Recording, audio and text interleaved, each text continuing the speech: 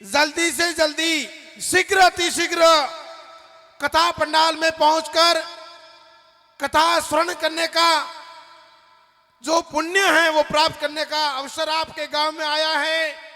इसलिए ये रोजमर्रे की जिंदगी से कुछ समय निकालकर इस पंडाल में पहुंचे और अपने जीवन को धन्य बनाए। ऐसा अवसर बार बार नहीं आता।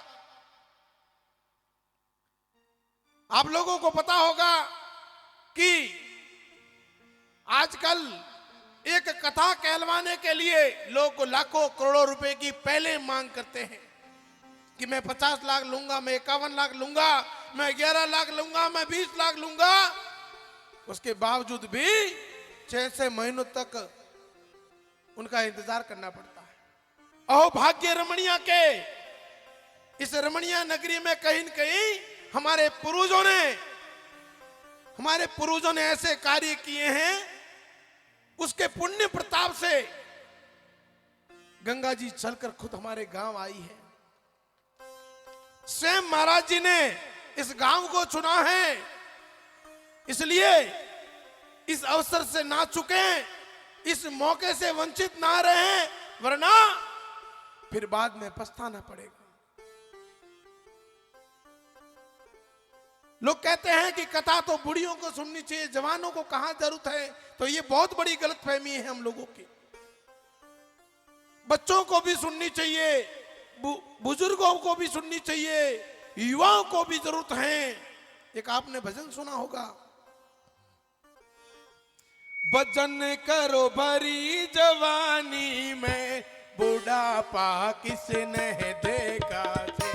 भजन करो भरी जवानी में बुढ़ापा किसने देखा है। बुढ़ापे में अंधे हो जाओगे, दरस तुम कर नहीं पाओगे। बुढ़ापे में अंधे हो जाओगे, दरस तुम कर नहीं पाओगे। दरस करो भरी जवानी में बुढ़ापा किसने देखा से। भजन करो भरी जवानी में बुढ़ापा किसने देखा से। बुढ़ापे में बहरे हो जाओगे, कथा तुम सुन नहीं पाओगे। बुढ़ापे में बहरे हो जाओगे, भजन तुम सुन नहीं पाओगे। भजन सुनो भरी जवानी में बुढ़ापा किसने देखा से। कथा सुनो भरी जवानी में बुढ़ापा किसने देखा से।